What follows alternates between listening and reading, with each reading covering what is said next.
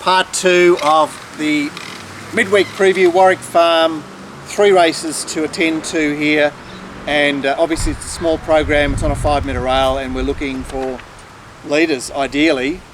Race 5 is over 1400 metres, and King Darcy, scratched from last week, is our favourite, $3.80. $4.80 the 3-year-old in the race, Relaxed. We're out to $7 the shipper, the import, Saeed. $9 Mr. McBat, $9.50 Thurston, $10 Rocket Mahal, $13 Game Pie, $14 Hypernicus, $15 I'm Rocking puts the cap on the race. King Darcy is right on speed here from his low draw. Rock of Mahal went back to 1300 the other day, he's now up to 1400, goes forward. Relaxed pushes into a handy position. I'm Rocking not far away. It's a bit of argy-bargy. Intent will be key to finding the front here. Oh, there's a lot of question marks in this race, aren't you? Like some of these sort of, Chris Waller horses. Like, what are they going to do? Like, how are you handling them in the market? Okay, well, these two actually trialled in the same heat. Sayed has had a trial subsequently, Thurston and Sayed. Yep. Would someone send them together? What are you saying about that trial? Just Waller trials, as I say, tells you nothing. Waller trials. Tells you nothing. Yeah. Sayed, I will say, the French horses, they tend to have a little bit of dash about them. First up in Australia, preferably at a mile, but 1400 can be okay. Bowman booked here. Thurston acted very well in a fast run race, a Saturday race over 1400 last time in, but ended up getting to 2400. Yep. I'd have to perhaps have a look at him. Yeah. Well, Mounting Yard Mail. Where is it, Mounting Yard Mail? Well, get to Warwick Farm tomorrow and go and ask have a Glenn. chat to Glenn, yeah. Okay, so they're 2 of your first They're uppers. the question marks that sort of make me have a query in the race. Obviously the one, Listing has brilliant form. Speaking of this, hello, hang on. Has he got a tip for us? He got a tip for us. And someone needs your Mounting Yard Mail for tomorrow. Yeah. Anyway, so yeah, I'm pretty keen on King Darcy. Yeah. I'll talk to you soon. I'm thinking that the freshen up 1400 again is probably the right take on this particular horse. Obviously this is Tim Martin again. Like, what am I doing to myself, Mark? But the form lines around this horse... Not getting your odds here. The form line around this horse are spectacular. Yeah. You know? Yeah, he did a great job against an on-song bull. Exactly. They gap the rest of the field. Yeah. He gets to be the best, doesn't he? He gets a bit of a nuffy race here. Look, I must see Reef, Ty Anglin, positive jockey change as well. So you put Ty Anglin on that other bush horse in the previous race I was interested in. I thought Relaxed did a good job in his maiden win. He made the race his own. He kept working into the race. It wasn't like he lobbed into a soft position and then he took the race. It was like he actually had to. The field was nothing, but the manner of the win was, I'm on the improve here. It looked like a sort of lightish thing. I'm not Mounting Yard Mail again. I'm not sure whether the 1400 will actually suit. Anyway, I definitely had a second look at it. I had a second look at number 9, Mr. McBat. Why? Well, because it came out of a race where it supposedly didn't get the run, but as I've told people before, when horses are behind and not getting a run, but they've sort of had to be ridden to actually be there anyway, you can pretty much say stuff you. Okay, well, that's a good point. Which is a good analysis. Which there is on the unlucky horse. Just because it came out of the the provincial championships last season where it came third or something like that. I mean, these horses are pretty mediocre. So I tried to find something with it. Had question marks about the 2 up the top, Thurston and Sayed being Waller first starters, but those form lines for King Darcy are deadly. The jockey change is positive. And if it doesn't win tomorrow, you can send it to the Power Factor. Yeah, it's King Darcy's race there tomorrow. I mentioned Relaxed. Rock of Mahal has been struggling, but it's an interesting tactic. He went to the mile and failed. And he came back to 1300 in a pretty tough race last week, and then quick back up into 1400. Tim Clark, who is clearly one of the riders at the moment. And I'm Rocking is an old horse that has just decided to come to town for his last 2 runs. He got out of his comfort zone last week. I'd suggest that third up he's not out of this race. That's race 5. We move then into a very tedious mile race for fillies and mares. In fact, it's a mile race for mares because there aren't any fillies. And the betting sees the blue coloured Racer at $3.80. $6 Artistic Beauty out of a couple of highways back. $7 Precocious, $7 Destination Tucson, $7.50 My Psychiatrist, $8 Bella Galliano, $12 Better Bet Red, $15 Raise the Limit. And I imagine that Precocious will want to take it up, given that she's led and been successful leading the other day at Canberra. My Psychiatrist with the blinkers on, third up at the mile, won't be too far away. Artistic Beauty has been quite positive in her 2 runs back. She won't be far away. And Raise the Limit and Rates are possible push on to try and get into a position.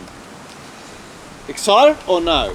Well, I should be, shouldn't I? Because I stated to everybody on the show that I wanted Artistic Beauty over 1600 metres next start. Yeah. But not in a proper race, although it's a slightly that's what I was bodgy going race. to ask you. Like I'd say this is on par with a highway, isn't it? Well, look at this. So there is Rater and Better Bet Red have had their last starts in town, ignoring spellers. Yep. Right. So there's only 2, and they're just like Rater was one of those run up behind them horses. Better Bet Red was who cares. Glad you mentioned that. It's exactly the same with that Rater. Did you watch the replay? Yeah. Like everybody's saying, oh, how unlucky it was. It didn't look particularly solid to me, but the freshen up trial is interesting. Freshen up trial, and the fact that she's had her last start in town. There's only 2 of them. Rater, Better Bet Red. That does pave the way for Artistic Beauty, who has come back with a sense of purpose. I must say that. Despite the fact that she's highway, which I'm calling provincial, into a metropolitan race is a problem, but it's a bit of a up for grabs race. Artistic Beauty on top. Obviously I was looking for a situation in which this horse was going around where I would have had probably better odds and more confidence. But I still think just what she's done this preparation is just lovely. Her trial before she came back was nice. The 1300 metres first back was a nice run. The 1400 metres next start, nice run. This horse loves the 1600 metres. It's its best distance. Barrier 5, not going to get into too much trouble. Running line, 1 out, 1 back, somewhere like that, I'd suggest. And I think if you find a horse earlier on in its preparation that you think is really looking good, and then it gets to its pet distance, It's time to bet. yeah, it's time to bet. What I want to mention about this race is that it's up for grabs, but there's a couple of classic pieces of information about this race which tell you a lot about these types of horses. So Bella Galliano, what has she got? 2 from 12? Yep. She won her first 2 starts. Rose's Song is 4 from 23. Well, she won 4 of her first 6 starts. Oh, I mean, Pellegano got beaten by Green. Adventurine. Like, she's you gone, aren't you? she's bodging around, but I mean, as are most of these. I mentioned we've talked about Racer, but Better Bet Red being the only other horse to have its last start in town. It's a nuffy horse, but gee, it's been given no opportunity with a succession of riders. It's carried A. Skerritt for 95% of its runs, and James Innes represents a positive jockey change, even though Chris O'Brien rode it last time. So I'd suggest that it's not impossible that it'll pay. I think we just previously talked about in part 1, Mark, how you had your group of positive changes and your group. Yeah, but there's also a group of can't possibly win into with, can't possibly win into can possibly. So there's 3 levels. The nightcap 1200 metres, benchmark 72, and $4.60 in the Vanguard, the 3-year-old filly. $4.60 Louis C.K., who has not distinguished himself in town. $6.50 is Shavish, who's first up and has never run in town. $7 Choice Lager, Bowman booked. $7 He's a Given. $9 I'm Impressed. $16 Feature. What sort of race is this? $17 Alaskan Wolf, and long odds the other two. And you know, in relation to the bottom one, John Gate won, but Jesus, why would you bother bringing it over to Australia? There are a few that like to go forward, and in the Vanguard is third up with blinkers on, back from a Saturday race. She's got to be pressing for the lead here. I Am Magnificent has good toe, but can do no better than outside lead here. Feature will do her best to keep up. Choice Lager is a leader back in distance that sits behind the lead by the looks of it here. There you four in the Vanguard, and in the Vanguard is in this race. What are you saying? Moral. Number 5 in the Vanguard.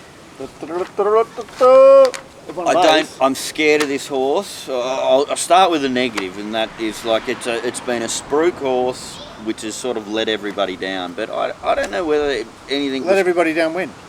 Well, its last 2 starts, it was well backed into favouritism down at Caulfield in a Group 3 race.